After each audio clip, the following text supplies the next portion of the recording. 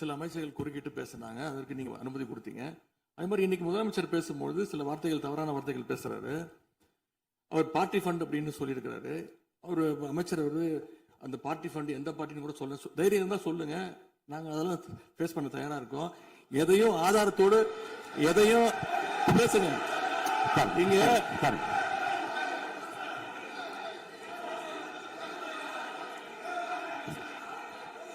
அது மாதிரி பேரவைத் தலைவர் அவர்களே, நேற்று நான் பேசி முடிஞ்சோடனே நீங்க அவை முடிஞ்சிருச்சுன்னு சொல்லிட்டீங்க.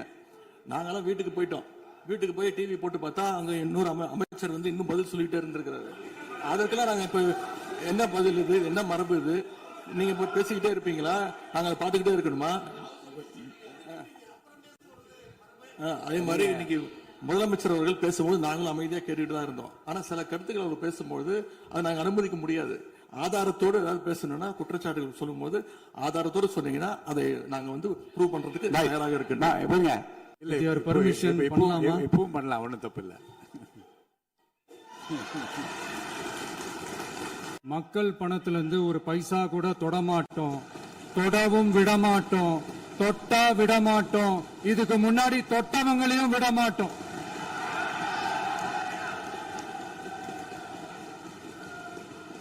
ஒவ்வொரு ஊழலா வெளியில வரும் போலே,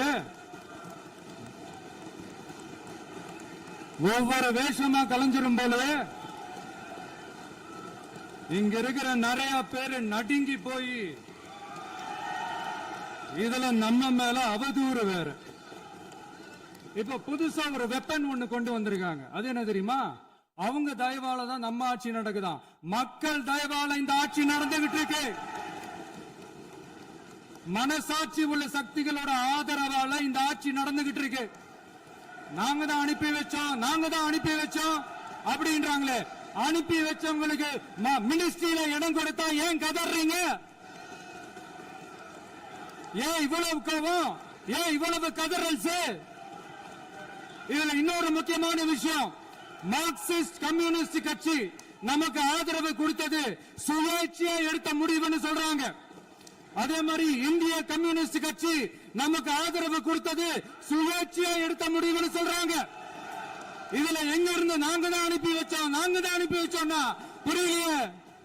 மக்களுக்கு நல்லா புரியும், எல்லாத்தையும் தெளிவா பார்த்துக்கிட்டு இருக்கிறாங்க.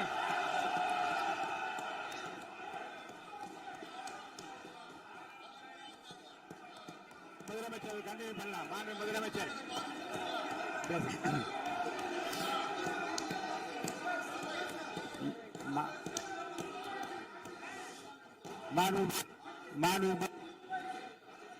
முதலமைச்சர் கண்டினியூ பண்ணலாம்.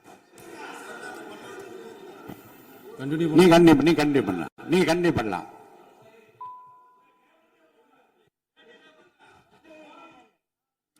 இந்த சமூக நீதி அரசுன்னு சொல்றவங்களை பார்த்து கேட்கிறேன், நம்ம பட்டியலின சகோதரர்களுக்கு எத்தனை அமைச்சர் பதவி கொடுத்தீங்கன்னு கொஞ்சம் சொல்ல முடியுமா? ஆனா நம்மளுடைய அரசுல 8 அமைச்சர் பதவிகள் யாருக்கு? நம்ம பட்டியலின சகோதரர்களுக்கு. எல்லாம் நம்ம அண்ணன், நம்ம தம்பி, நம்ம தங்கச்சிங்க. அண்ணல் அம்பேத்கர் அவர்களுடைய கிட்டத்தட்ட 100 ஆண்டு கால கனவு இப்ப நிறைவேறி இருக்கு.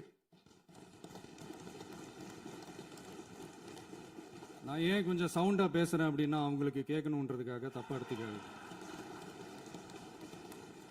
அதே மாதிரி பெண்களோட பாதுகாவலர் நாங்க தான் அப்படின்னு சொல்லிக்கிறவங்களை கேட்கிறேன், எத்தனை பெண்களுக்கு அமைச்சர் பதவியில இடம் கொடுத்தீங்க கொஞ்சம் சொல்ல முடியுமா? எங்க அரசுல 4 சகோதரிகளுக்கு அமைச்சர் பதவி கொடுத்திருக்கிறோம்.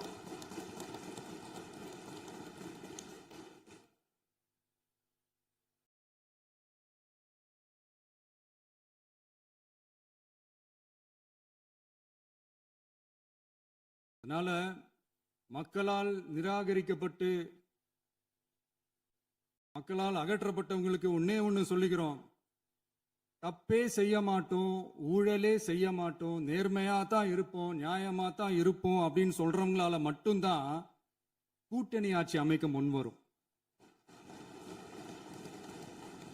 ஆட்சியிலையும் பங்கு, அதிகாரத்திலையும் பங்கு கொடுக்க முன்வரும். ஊழல்லையே ஊறி போனவங்களால இந்த கூட்டணி ஆட்சியோ ஆட்சியிலையும் பங்கோ அதிகாரத்திலையும் பங்கோ கொடுக்க முன் வராது. மெஜாரிட்டி இருந்தாலும் தரமாட்டாங்க, மெஜாரிட்டி இல்லைனாலும் தரமாட்டாங்க. கேட்டா ரெடிமேடா ஒரு பதில் ஒண்ணு வச்சிருப்பாங்க, கூட்டணி ஆட்சியை மக்கள் விரும்ப மாட்டாங்கன்னு. அதே மக்கள் தான் இப்ப அவங்கள பார்த்து சிரிக்கிறாங்க. நான் பதவி ஏத்த அன்னைக்கு கொஞ்சம் டைம் அவகாசம் கேட்டேன்.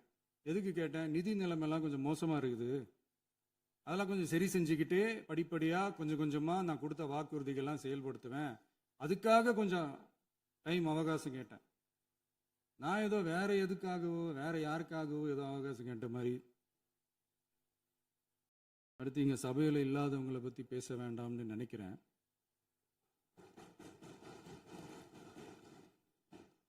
இங்க நம்மளை பத்தி அவதூறு பரப்புறதோட மட்டும் இல்லாம இப்ப நம்ம மக்கள் மேலேயும் அவதூறு பரப்ப ஆரம்பிச்சிட்டாங்க. மக்கள் நமக்கு ஓட்டு போட்டது தப்பா, குடும்பம் குடும்பமா நமக்கு ஆதரிச்சது தப்பா. இது இப்ப இல்ல, நான் சொல்றது எம்ஜிஆர் அவர்கள் காலத்திலிருந்தே. அப்பவே அவர் ஜெயிச்சப்போ அதே மக்களை தப்பு தப்பா பேசுறது. மக்கள் என்ன பண்ணிட்டாங்க, எம்ஜிஆர் என்ன பண்ணிட்டாரு, எம்ஜிஆர் என்ன இது பண்ணிட்டாரு. 50 வருஷமா ஒரே டெக்னிக்கா.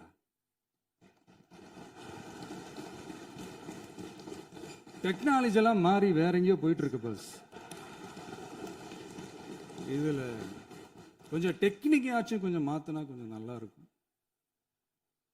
அதனால மக்களுக்கு யூஸ்ஃபுல்லா இருக்கிற மாதிரி இந்த ஆக்கப்பூர்வமான கருத்துக்களோ ஆக்கப்பூர்வமான யோசனைகளோ இருந்தா சொல்லுங்க, அதை நாங்க டெஃபரெண்டா எடுத்துக்கிறோம். ஆனா அதை விட்டுட்டு இந்த நக்கல் நையாண்டி சம்பந்தம் இல்லாத பேச்சு இதெல்லாம் பேசிட்டு அப்புறம் முதல்வர் பதில் சொல்லல, முதல்வருக்கு பதில் சொல்ல தெரியல அப்படின்னா அப்புறம் என்ன சோஃபா மாடல் ஆட்சியா?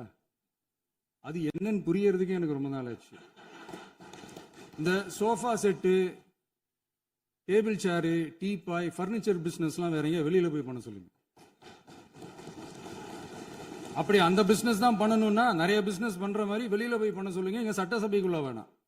அதனால ஆக்கப்பூர்வமான கருத்துக்கள் இருந்தா சொல்லுங்க, டெஃபினட்டா அது சரியா இருந்தா நாங்க ஏத்துக்கிறோம். எனக்கு ஒரு குட்டி கதை ஒண்ணு ஞாபகம் வருது, சொல்லாமா? ஒரு ஊர்ல ஒரு பெரியவர் வெயில் ரொம்ப ஜாஸ்தியா இருக்குன்னு சொல்லிட்டு கண்ணுக்கு மேல கை வச்சுக்கிட்டு இப்படி சுத்தி முத்தி தேடிக்கிட்டு இருந்தாராம்.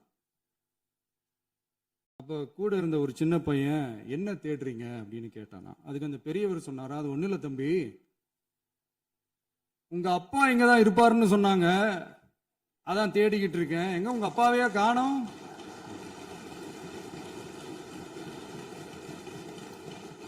இல்ல அந்த எங்களுக்கும் நக்கலா நையாண்டியா சம்பந்தம் இல்லாத குட்டி கதை இதெல்லாம் எங்களுக்கும் பேச தெரியும். அந்த கதையில பெரியவர் அப்படி சொன்னாராம், தப்பா எடுத்துக்காதீங்க. அந்த கதையில பெரியவர் அப்படி கேட்டாராம். அதனால யாரும் இங்க டென்ஷன் ஆக வேணாம். அதனால இன்னொரு இந்த என்னுடைய உரையை முடிக்கிறதுக்கு முன்னாடி